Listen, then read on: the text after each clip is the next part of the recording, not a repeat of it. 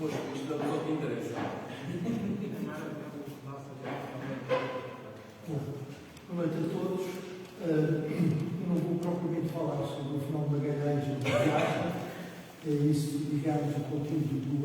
deste livro que já explicava. O meu amigo e companheiro da investigação de muitos anos pediu-me para eu fazer uma pequena introdução a Lisboa de Magalhães. Digamos, a Lisboa que, digamos, que estaria ligada e que, de uma certa maneira, que isso tem a ver com o conteúdo, com a metodologia da abordagem deste livro, que é, digamos, construir uma espécie de quadro geral, de quadro urbano, de quadro social, onde se inscreve a própria viagem do fenómeno Magalhães. Isto é, o que é que esse ar, um bocadinho esse ar do tempo, que corresponde, digamos, à Lisboa, que nós normalmente chamamos a Lisboa Manuelina, que é interessante, porque normalmente, digamos, nós normalmente falamos de Lisboa Pombalina, que é a Lisboa que, digamos, que se articula depois do terremoto, e a Lisboa Manuelina. São os dois momentos da história da cidade, tendo que a Lisboa Manuelina, esse momento, não é um momento como o terremoto, é, digamos, um momento muito engraçado que tem a ver com 1513, como vos vou falar, e que condensa um conjunto de fenómenos, coincide com o retorno do fenómeno Magalhães depois das viagens à Índia e do percurso realmente notável que ele tem. Muitas vezes nós não fazemos essa referência, pelo menos não é prática, estudar, digamos, todo o percurso do fenómeno Magalhães que é na Índia, que é notável e que acompanha um momento notável da história, da nossa história, de toda a nossa história. Digamos, é um momento em que se concentram ou conjugam um conjunto de personagens notáveis que se conjugam com um sentido que é presente não só na literatura, em toda a documentação, nós sentimos naquele conjunto de pessoas no sentido de vida, de história, de estarem a fazer história, estarem a construir o mundo, digamos, estão ali, não é só o fenómeno, é um conjunto de personagens notáveis, verdadeiramente notáveis, e que têm uma sensação de uma abertura. E essa transmite-se depois à cidade. Vai-se acabar por transmitir à cidade, e a cidade de Lisboa, digamos, de uma certa maneira, estrutura-se de uma forma que ainda hoje é a sua lógica urbanística e estrutural. Se nós pensarmos em Lisboa, a Lisboa, em termos de estrutura, ela estrutura-se entre duas grandes praças, que é o Rossio e o Terreiro do Paço, ligadas por uma artéria que é hoje a Rua Augusta, na altura a Rua Nova del Rei, aberta precisamente, mandada a abrir, enfim, pelo rei, ou falaria mais por esse conjunto de grandes personagens, esse conjunto de grandes personagens que estão dentro nesta reestruturação, mas dizendo que Lisboa realmente ela estrutura-se entre esta ligação entre duas grandes praças com um eixo central, uma praça dirigida ao mar, a sul, digamos, muito a sul, muito ao próprio oceano, e é interessante que nós vamos ver que no programa Pombalino é precisamente a mesma estrutura que os grandes arquitetos urbanistas da época vão reconhecer como estruturante e fundamental, vão manter em absoluto e continua, e essa Lisboa é estruturada neste período de Dom Manuel. É interessante que nós sabemos que o Rossio, há documentação sobre o Rossio com a fundação do hospital, mas na realidade as obras do próprio hospital e as obras da praça são feitas já posteriormente. Em 1502 nós estamos a ver que ainda há compras em nome da Casa Real na zona, e nós sabemos que, digamos, embora o hospital tenha sido fundado no tempo de Dom João II, é neste período que se estrutura tanto e praticamente de uma forma concomitante e mesmo, digamos, de uma certa parceria que se sente, que é nós, o Rossio, digamos, estrutura-se com essa rua, que é a história da Fiel faz confusões entre Rua Nova dos Mercadores, Rua Nova de El Rei, e a gente não sabe muito bem a documentação do que é que se há a referir, mas essa rua digamos, é aberta nessa altura e faz essa ligação notável digamos, ao Rei de Passo, que se vai referir lá como também centro nevrálgico. E aí é também essa a situação que até o Dom Manuel, o Paço Real estava no alto, no Castelo de São Jorge, no sentido ainda um pouco medieval, e a decisão de construir o terreiro do Palácio da Ribeira, junto à Ribeira, digamos, é uma posição nevrálgica que vai também determinar toda a lógica da própria cidade de Lisboa, que ela vai ficar debruçada sobre, digamos, a margem do Tejo e claramente marcada, digamos. Eles fazem um centro, esta gente, que eu continuo, depois ainda de falar um bocadinho, se tiver tempo, um bocadinho do António Carneiro, que é uma personagem que toda a minha vida me tem ocupado. Deviam para escrever um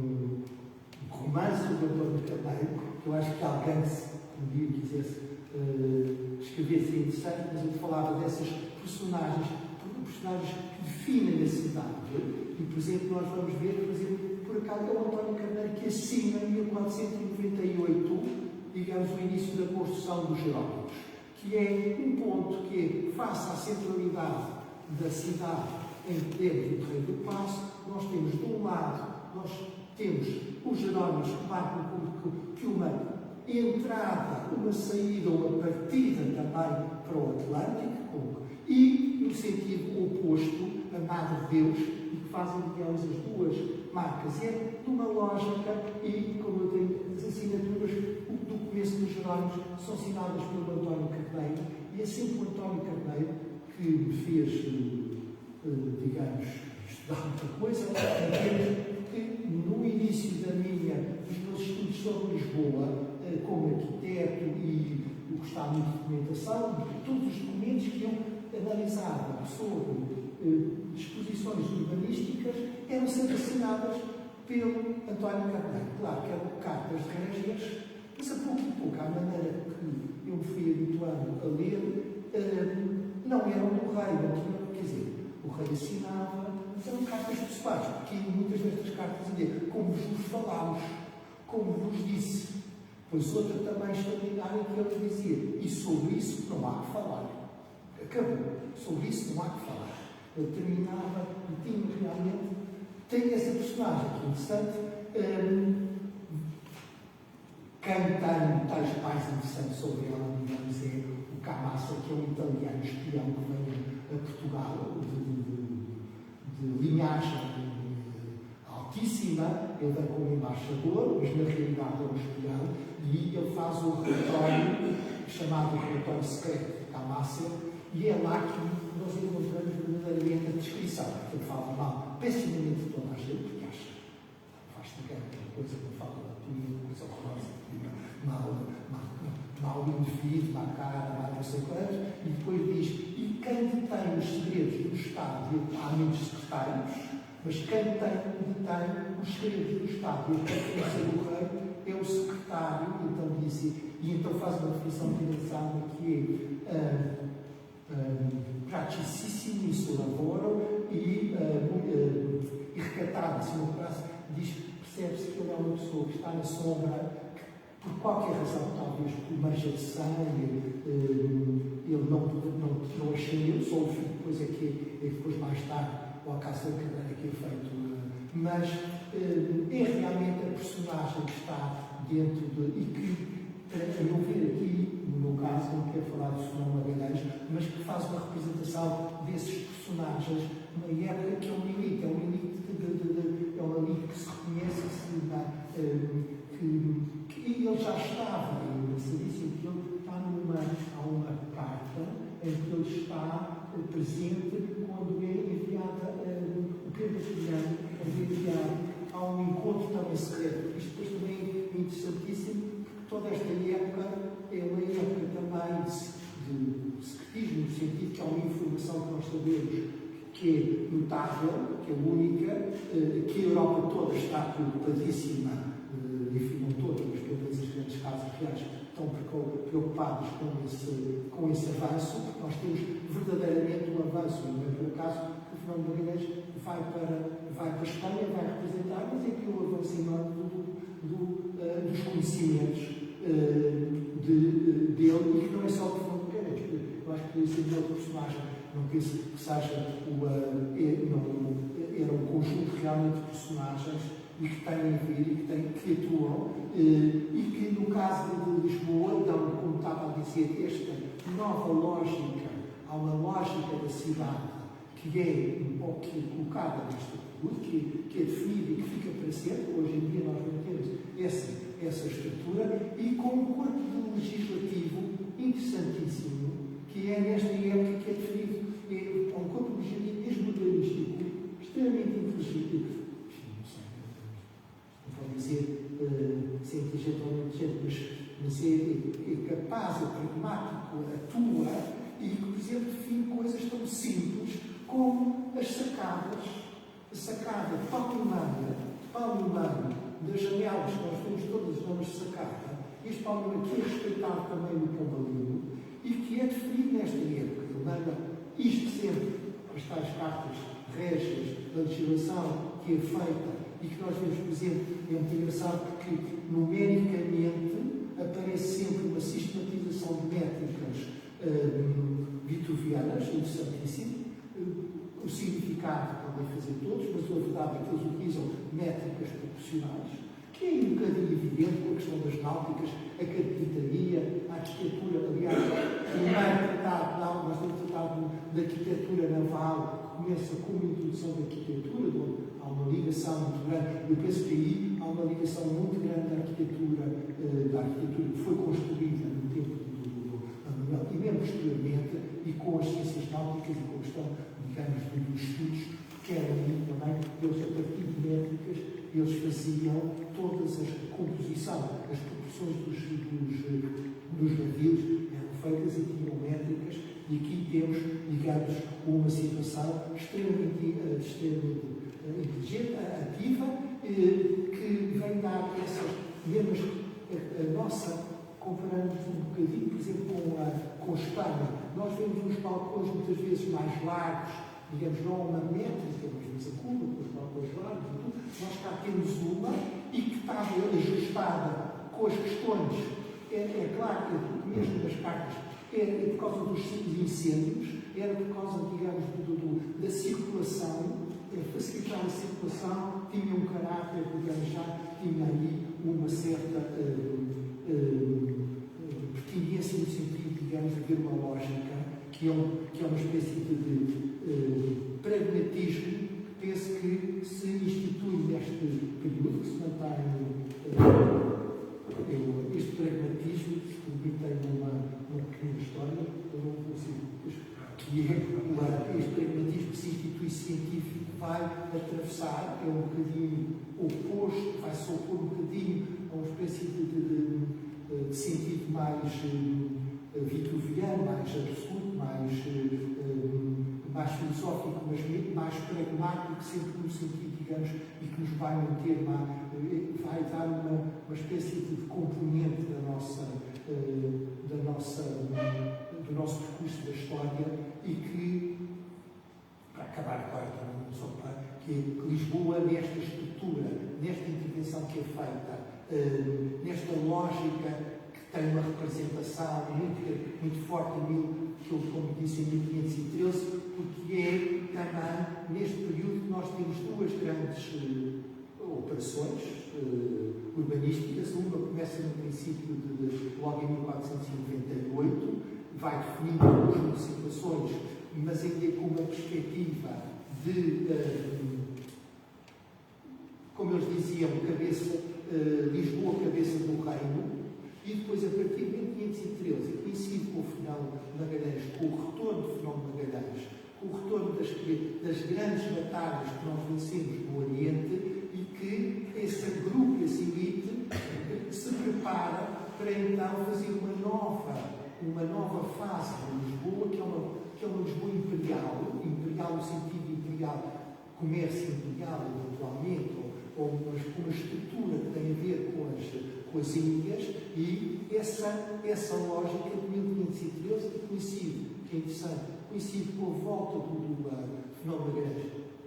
Magalhães, coincide com, também, claro, com as embaixadas ao Papa, porque há uma confiança nesse momento extraordinária, sob o ponto de vista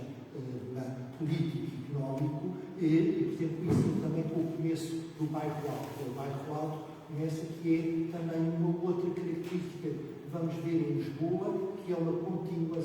tendência para uma continuação para sul, digamos, não só ocupando as margens do Tejo, mas deslocando-se para sul, e um outro elemento muito interessante, que são, neste período, que são também a definição em termos da legislação, que são as vistas do mar, digamos, a recomposição, a redefinição, que é uma lei que só existe em Lisboa e existiu em Constantinopla. Era uma lei que vinha do direito romano, mas que neste período é reativada, que é a proteção das casas, não podiam tirar a vista ao vizinho. Isto parece uma coisa simplicíssima, uma coisa qualquer. Mas o que é verdade é que tudo fica um pouco interativo e há uma obrigação, há quase com uma tal pragmatismo, um sistema extremamente simples, todos ficam obrigados a relacionar-se uns com os outros. Isto tem a ver, por exemplo, com a Lisboa e as vistas, mas também com a ocupação da Lisboa, que se define nessa altura, que é uma ocupação, a continuação da ocupação das zonas de encosta, e não propriamente só a zona de baixo, mas a zona de encosta, e que vai dar também vai dar uma característica muito particular de visibilidade, realmente pictórica, quase, de imagem, que é essa que só depois, no período de Bombalinha, que acaba, mas mesmo depois do período, há um hábito em relação a essas leis. Ela mantém-se ainda no Brasil, até um pouco, mas que define mais uma vez uma Lisboa que tem a ver com o Fernão Magalhães, com um período especial, e que faz o sentido, digamos, do Fernão Magalhães no seu percurso. E passo a palavra, não sei se me estendi um bocadinho, peço desculpa.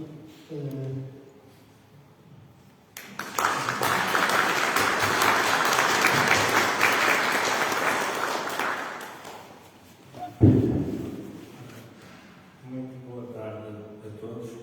É um prazer muito grande ouvir o meu amigo Helder Carito, por isso é que eu convidei, embora de facto me reconhecer que fosse entusiasmo, porque este tema é muito entusiasmante. A Lisboa não é ali, não, a Lisboa do tempo de Fernão Magalhães, que foi um ponto alto da história de Lisboa, por exemplo, de 1500,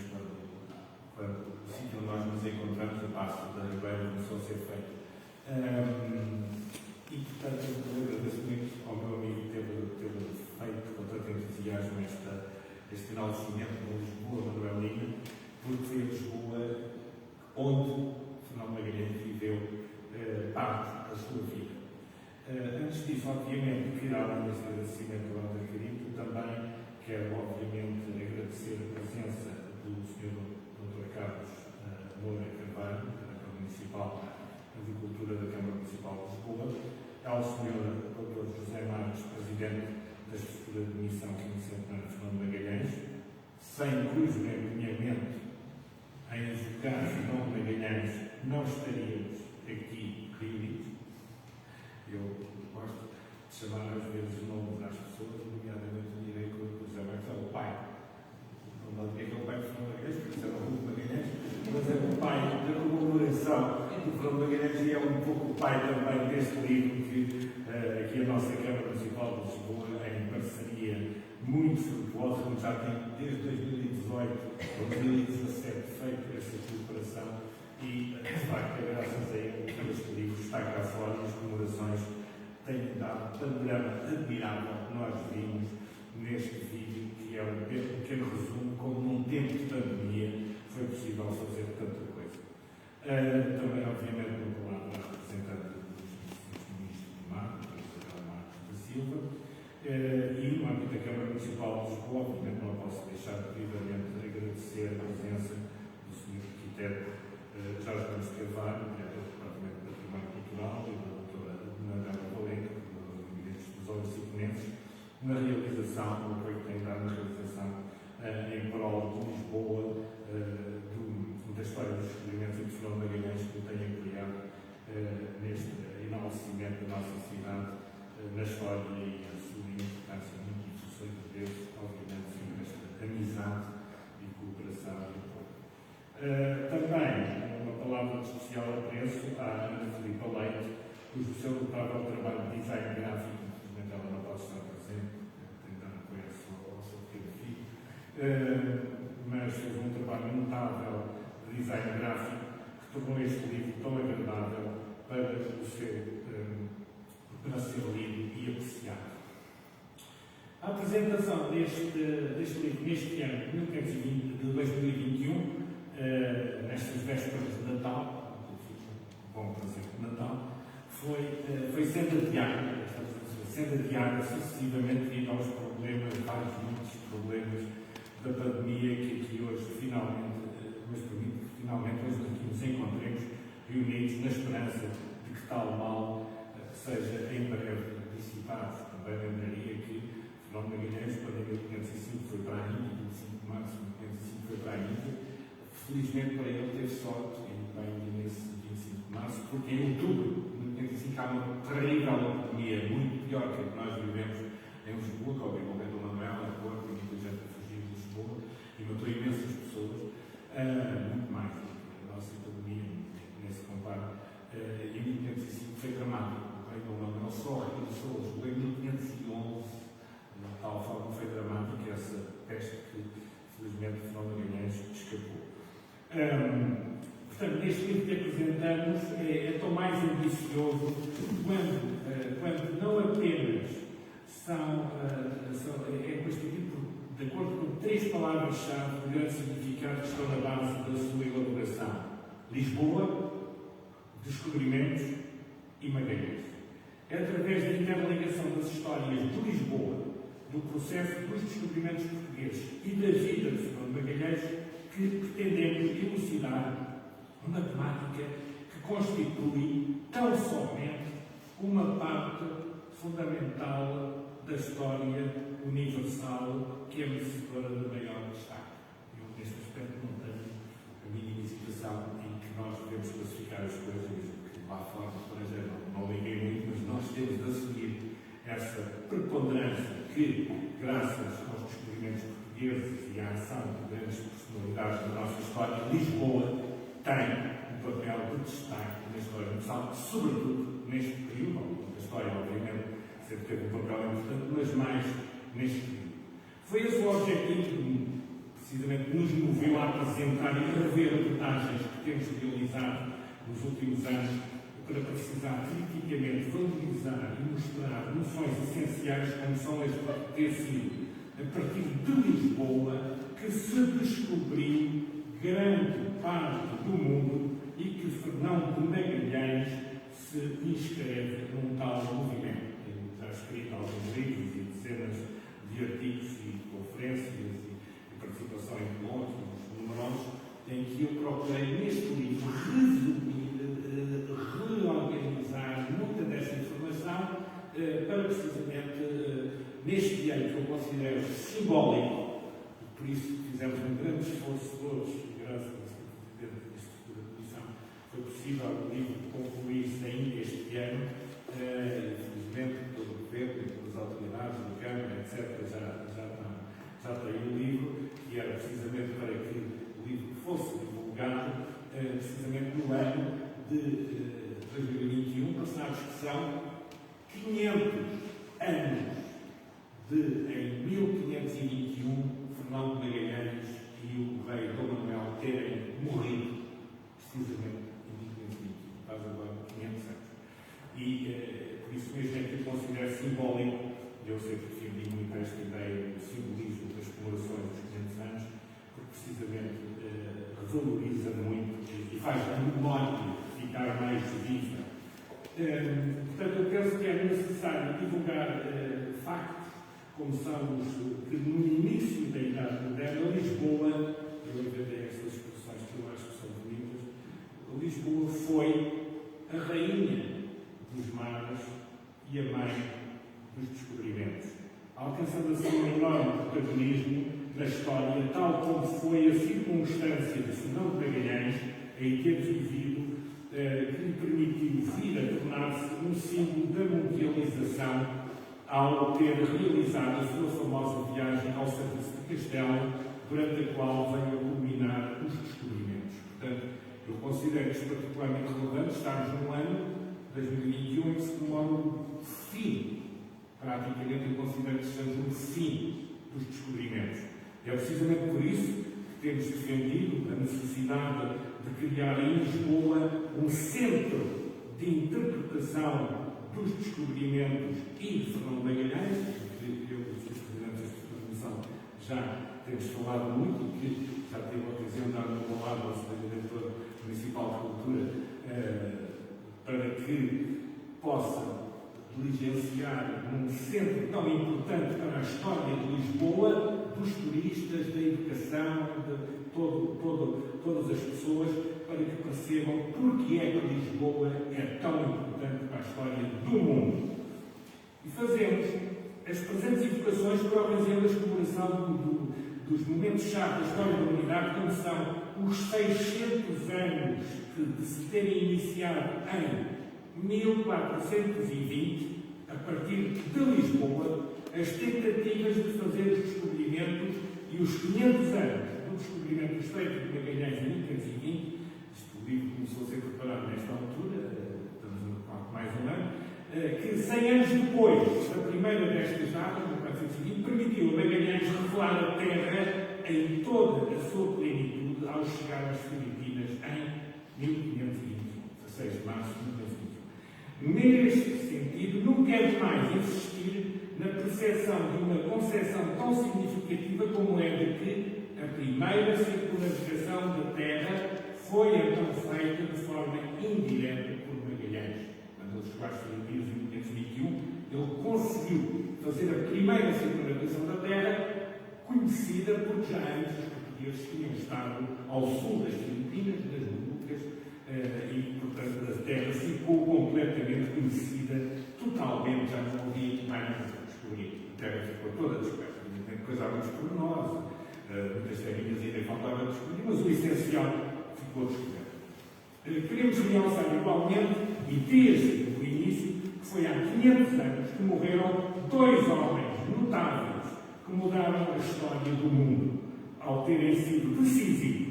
para que em 1521 a Terra tivesse ficado completamente conhecida tal como ela é. E a importância desta cerimónia, que tenho o prazer de estar convosco, para evocarmos uma data tão importante. Um deles foi Dom Manuel I, que morreu pelas 21 horas de uma sexta-feira 13 de dezembro de 1521, no seu Paço da Ribeira, em Lisboa, aqui, neste sítio, no primeiro andar, aqui entre os espaços do Conselho e o Porto Ouro, era aqui que estava o seu Paço da Ribeira, no primeiro andar, embaixo da os armazéns, a armaria e a Casa da Índia. Portanto, um homem que dominava o poder político e económico em Lisboa, a partir deste centro do mundo, que era este sítio exato onde nos encontramos,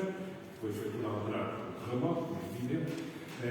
e portanto era neste sítio que ele morreu há 500 anos, dia 13, também de peste, encefalite letárgica, de epidemia que entrou engraçada na capital portuguesa, que pensou que já não estava essa peste, mas infelizmente ainda apanhou essa peste, e morreu. Tinha então 52 anos e governava Portugal durante metade,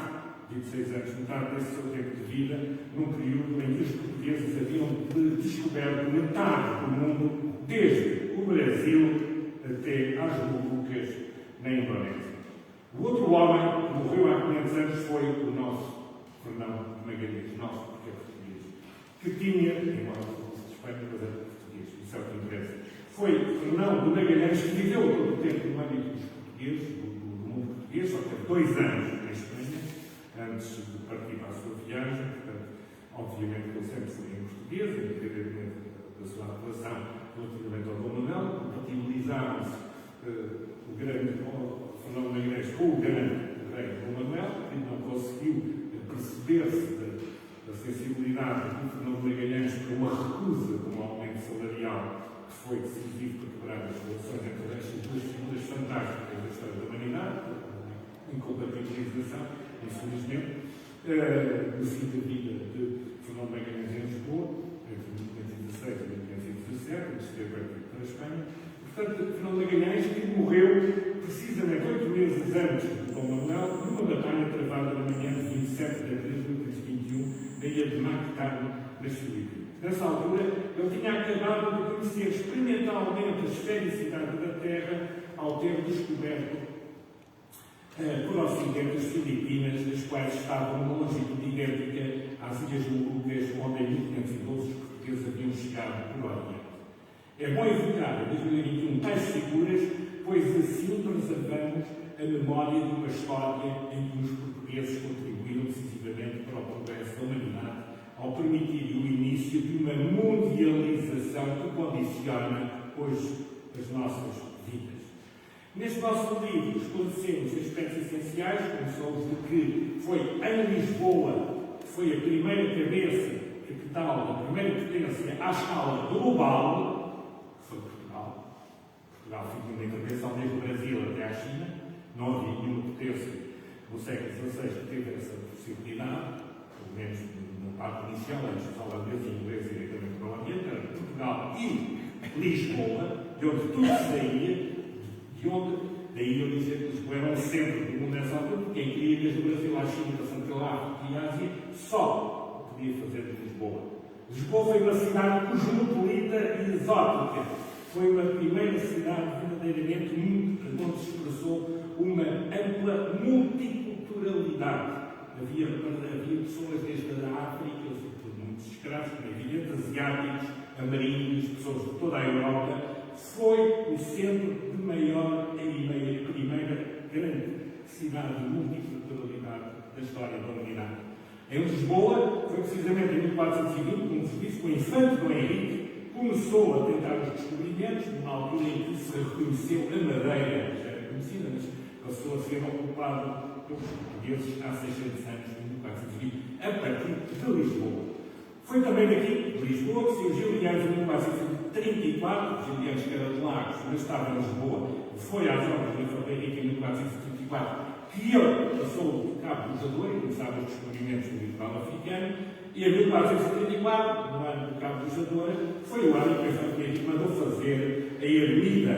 de Santa Maria de Belém, onde está atualmente o Mosteiro dos Jerónimos, que o Manuel mandou fazer lá em cima do Mosteiro dos Jerónimos, em cima precisamente da ermida feita no início dos descobrimentos das Gilianas. Foi de Lisboa que partiram os navegadores que descobriram o litoral africano até ao Cabo da Boa Esperança em 1458, que é o Cabo, as Baterias, todos os outros. De Lisboa partiu Vasco da Gama, experimentalmente para aí, Vasco da Gama que morava junto dos chafariz de Aldeia em Lisboa. Foi entre Lisboa, que partiu para Nova Cabral, que em 1500 descobriu o Brasil, foi de Lisboa que se procederam numerosas ligações entre todas as partes do Oriente e do Ocidente. Portanto, Lisboa tinha uma ação mundial. O mundo passou a ser visto com toda a sua amplitude a partir de Lisboa, como revelou a cartografia que aqui se fazia nos armazéns da Casa da Índia e da Mina, aqui neste sítio onde nos encontramos e que foi fundada em 1500, que foi inaugurada em 1505, pouco antes da peste que obrigou o rei a fugir de Lisboa em outubro de 1505, mas ele já estava aqui a habitar em 1505, embora tivesse sido iniciado quando Nova Cabral iniciou a sua viagem para o Brasil. Portanto, obviamente, sobre o Fernão de Magalhães, já temos dito muitas coisas. Ele poderá ter vindo para Lisboa cerca de 1492, mas a certeza maior que nós temos é que ele saiu daqui, como se diz, em 25 de março de 1925 para a Índia, onde regressou, como o meu amigo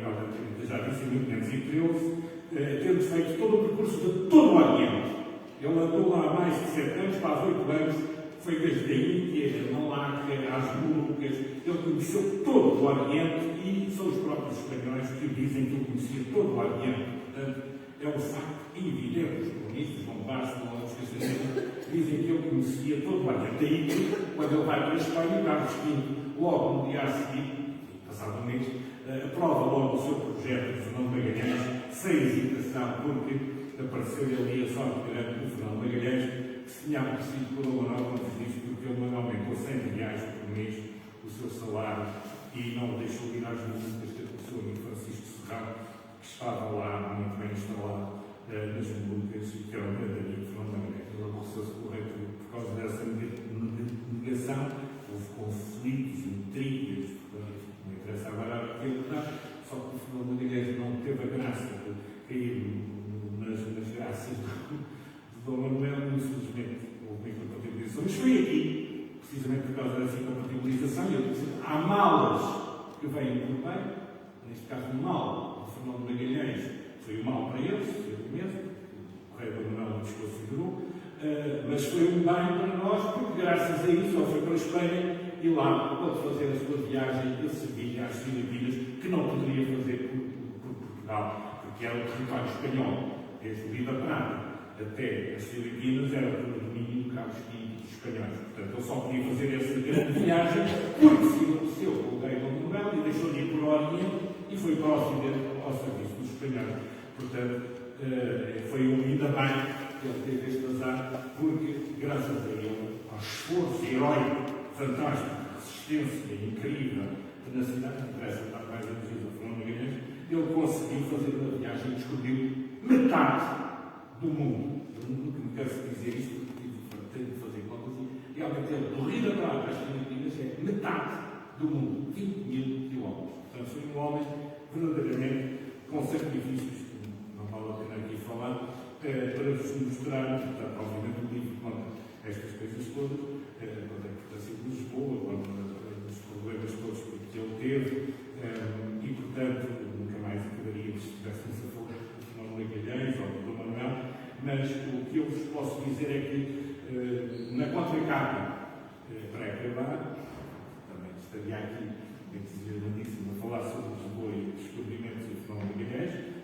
e dos seus companheiros, porque ele não foi sozinho. Magalhães é um homem que concebeu e realizou e chefiou com mão firme toda a expedição, uma tenacidade heróica, até que morreu estupidamente no combate na ilha de Mactan, não sei se me interessa esse combate, morreu, portanto. Mas a verdade é que ele foi com 237 homens, dos quais 34 eram portugueses e dos quais 6 deveriam ser de Lisboa. Alguns seguramente sabem que eram de Lisboa, mas pelo menos, talvez, se possa dizer que 6 eram aqui de Lisboa, nomeadamente um primo dele, Martim de Magalhães, que vivia em Lisboa, até havia um pacto de Magalhães, que vivia em Lisboa, que está ligado à família de Magalhães, mas é uma simbolismo nosso, não sabemos muito bem a relação que teria com o Fernão Magalhães. Só que, portanto, digamos que ele tinha um primo que foi com ele e morreu antes de chegar a Cabo Verde no regresso da viagem. Portanto, a frase que eu queria passar, e que devia ser para mim, enfim, na minha ingenuidade e esperança de poder participar no conhecimento da história a nível global, era de que se deveria, como assumo esta frase que eu vou aqui ler, que está na contracapa do livro, constitui a súmula da mensagem que penso ser essencial passar a todo o mundo, que é a seguinte: foi graças aos descobrimentos iniciados em Lisboa que a terra ficou integralmente conhecida. As ações desenvolvidas por portugueses e espanhóis, num tal processo, culminaram na grande viagem em que se realizou a primeira volta ao mundo, a qual foi iniciada em 1519 por Fernão de Magalhães. Obrigado.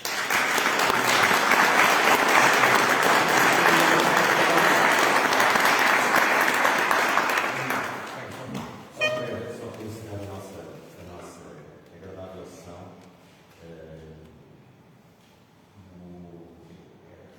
figura de Fernão Magalhães, estávamos há pouco a falar do conhecimento que internacionalmente, mesmo estávamos a falar do caso dos americanos e da América dos Estados Unidos e da América do Sul e da América Central, e a figura do Fernão Magalhães é sempre uma personagem absolutamente aliciante da nossa história e portanto, relativamente ao centro tecnológico, parece-me de todo o interesse relativamente aos descobrimentos e já houve em tempos no passado a ideia de fazer isso em Lisboa e foi uma questão que ficou em stand-by, mas evidentemente temos pensado nesse assunto com todo o gosto. E portanto já Feliz Natal, muito obrigado por terem estado aqui presentes, muito obrigado pelo ter feito os teus lados, sobretudo também muito obrigado, Sr. Presidente, e Sr. Professor também, pelas palavras. Boa noite, está encerrada a sessão.